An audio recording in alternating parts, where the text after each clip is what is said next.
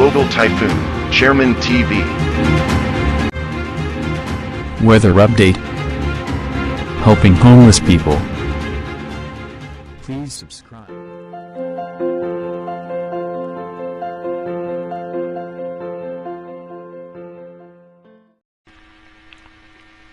Magandang umaga po. Ito po ang latest update natin ngayong araw, February 22, 2024. Patuloy nga pong umiiral sa ating bansa itong easterlies o yung mainit na hangin na nanggagaling sa dagat Pasipiko. At meron nga pong mahinang pagbugso ng northeast monsoon o yung amihan dito nga yan sa may parte ng Taiwan hanggang sa may parte ng Batanes.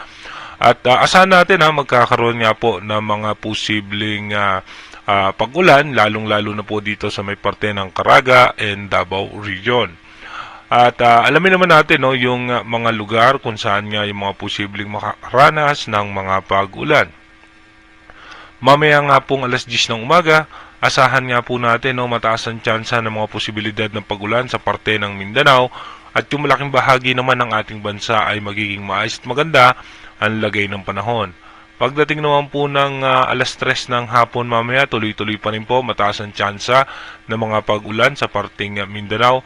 Ito po yung mga makakapal na kaulapan na daladala ng easterlies. Pagdating naman po ng alas 6 ng gabi, may tsansa pa rin po ng mga pag-ulan sa parte ng Mindanao. Asahan natin makulimlim na kaulapan sa parte ng Visayas at may tsansa po ng mga isolated rain shower. Pagdating naman po ng alas 10 ng gabi, ganun pa rin po, may tsansa po ng mga pag-ulan pa rin sa eastern section ng Mindanao.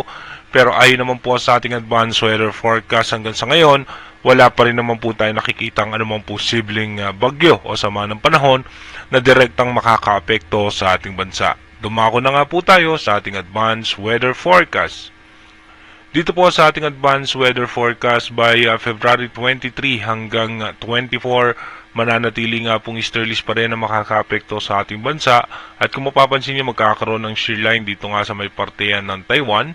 At pagdating naman po ng February 25 hanggang 26, mananatili nga po na umiiral pa rin sa ating bansa yung yung easterlies at magkakaroon ng pagkakataon na bubugso yung northeast monsoon. Magkakaroon naman ng low pressure area outside par pero ito naman po mababa ang tsansa na maging isang bagyo at tuluyan ding itong malulusaw kaagad. Pagdating naman po ng February 27 hanggang 28, asahan nga po natin na nakakaapekto pa rin sa ating bansa yung easterlies at yung muling dahang-dahang pagbugso ng northeast monsoon.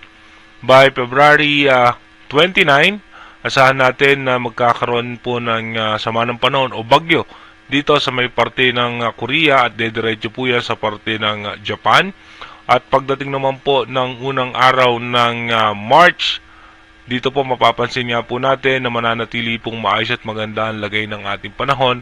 Magkakaroon muli ng low pressure area outside par pero wala naman po itong tsansa na maging isang bagyo.